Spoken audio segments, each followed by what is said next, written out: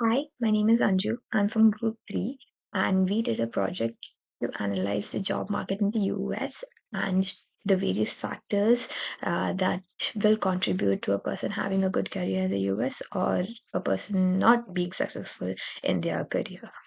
So, this particular project, we cover various topics.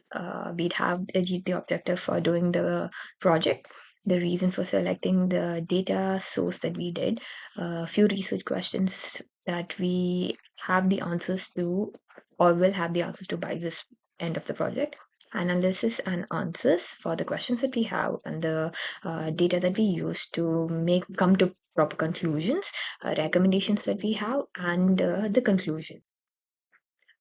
So the data that we used to find out the answers for our research questions is from a source which is called as Bureau of Labor Statistics, also known as BLS.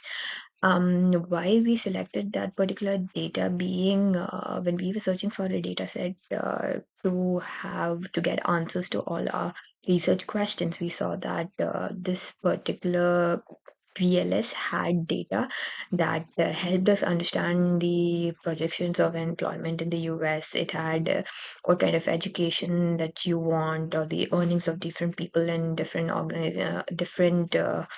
carriers, and the demographic information that we were looking for. And the particular data set date we selected is from 2022 to 2032. That is the projected data that we have with the trend that has been going on from 2022.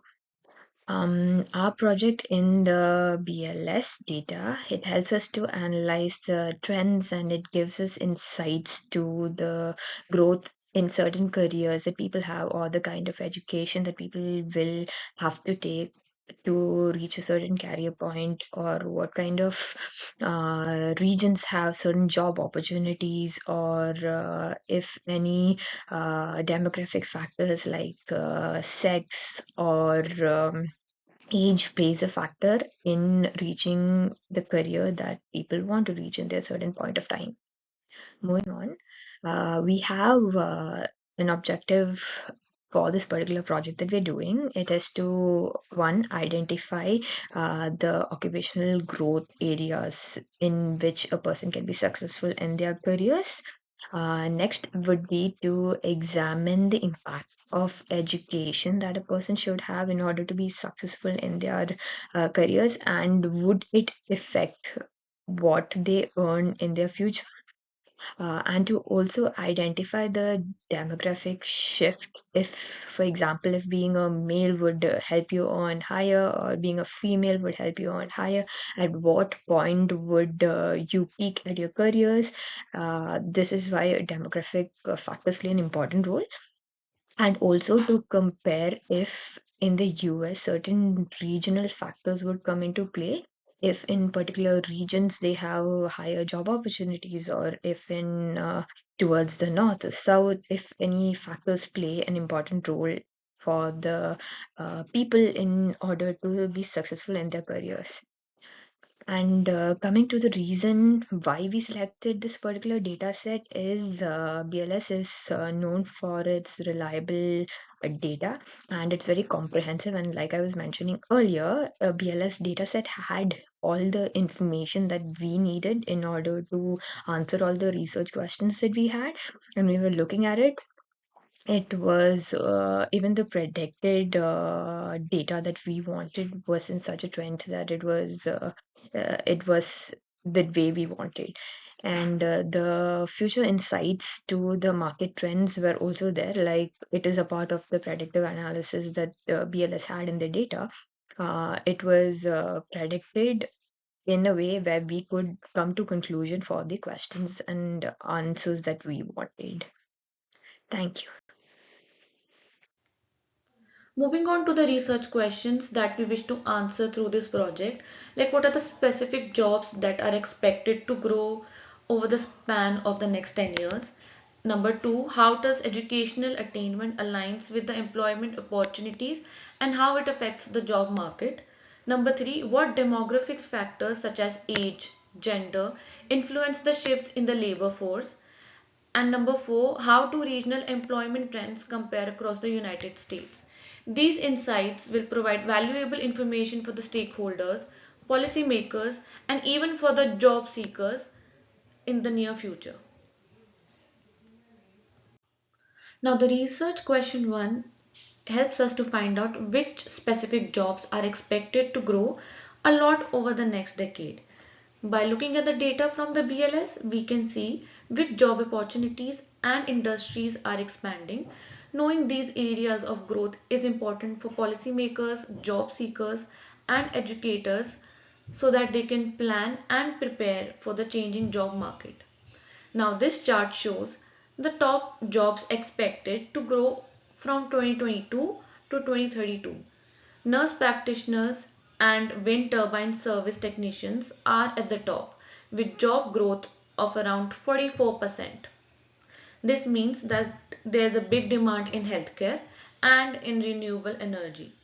Software developers are also set to grow a lot, like adding over 410,000 jobs, which highlights the ongoing need for technology skills. Many of these jobs also pay well, like these developers and physician assistants who earn around 130,000 a year. Overall, the chart points to a wide range of job opportunities in different fields, making it a great time for people to consider careers in these job growing areas. The research question 2 explores the relationship between educational attainment and employment outcomes, focusing on how different levels of education impact job opportunities and earning across different occupations. Through the BLS data, we can see the extent to which the educational qualifications influence individuals' employment opportunities and income potential in diverse educational fields. It clearly shows that higher education leads to better job security and higher pay.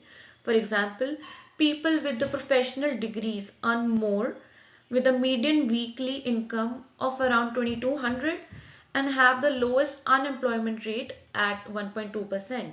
On the other hand, those without or even less than a high school diploma face the highest unemployment rate of around 5.6% and earn the least, which is around $700 per week.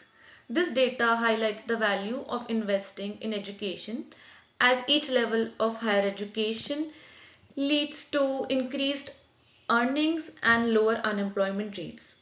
This information is crucial for students, educators, and policymakers to understand the benefits of pursuing higher education for better financial stability and job prospects.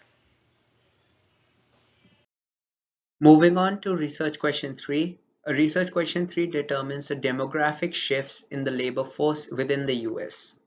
When we talk about the aging workforce and the youth employment, the aging workforce is projected to grow significantly by 2032, with the older age groups increasingly representing a larger portion of the labor force. This demographic shift indicates that employers may need to adapt to an older workforce, focusing on retaining and retraining older employees and addressing their specific needs and preferences.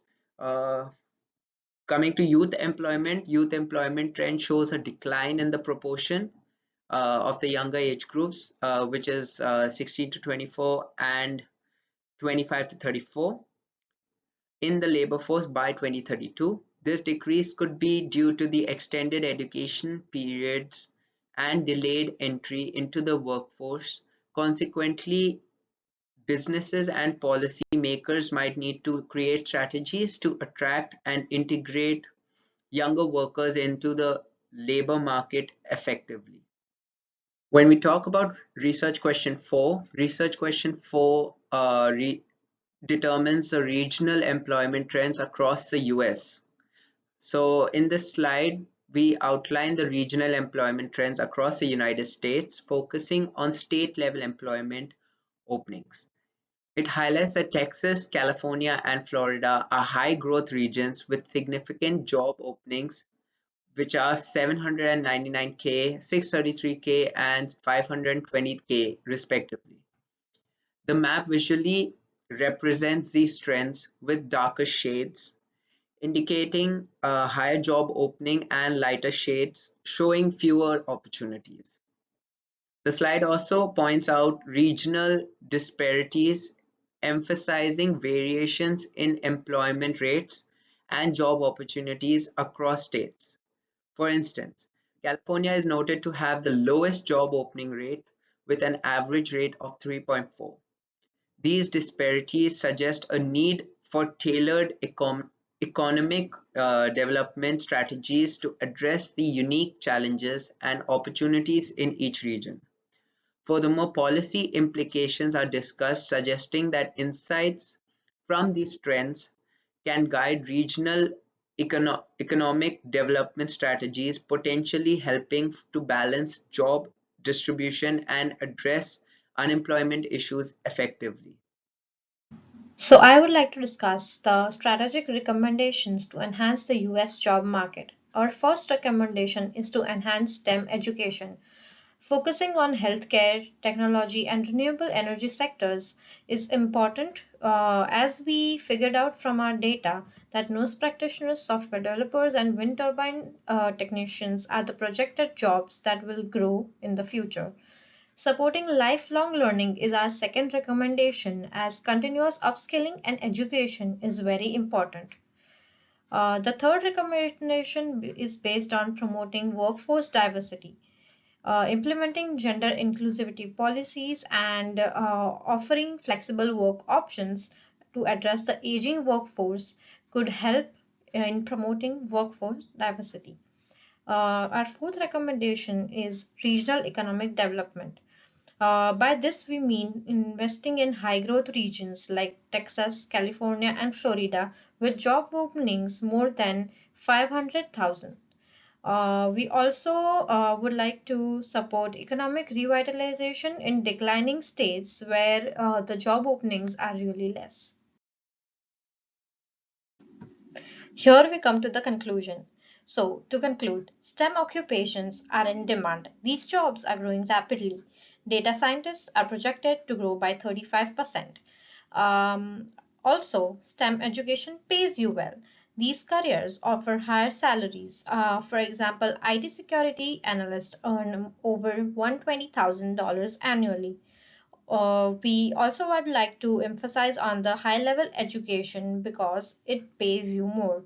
High education leads to higher earnings. Software developers earn around $130,000 annually. Also, we would like to say that more educated means less unemployment. Higher education definitely correlates with lower unemployment rates. Aligning your skills with market trends is another one of the important conclusions that we can draw from these analysis. Renewable energy and healthcare offer numerous opportunities. Move closer to employment opportunities is the best conclusion that we can draw from our presentation. Relocating in high growth regions like Texas and Florida and California for better job prospects could be your next move for your next job. This is the link to our Tableau public dashboard with which you can dive deeper into the data with our interactive visualization focused on the US job market. Throughout our presentation and our Tableau dashboard, we have followed a lot of Gestalt principles and also included a lot of pre-attentive attributes. We have followed the Gestalt principle of proximity, similarity, figure ground, continuity, and closure. We also have used pre-attentive attributes like color, orientation, size, shape, and position. All of these help the viewers to logically guide through the information that we have presented in the charts as well as in the presentation, indicating using different colors, different sizes, and shapes focuses on highlighting key data points and key information for our presentation. So here's the link to our recorded presentation which you can find on YouTube. Thank you for your attention. Let's implement these recommendations for a prosperous workforce future in the US.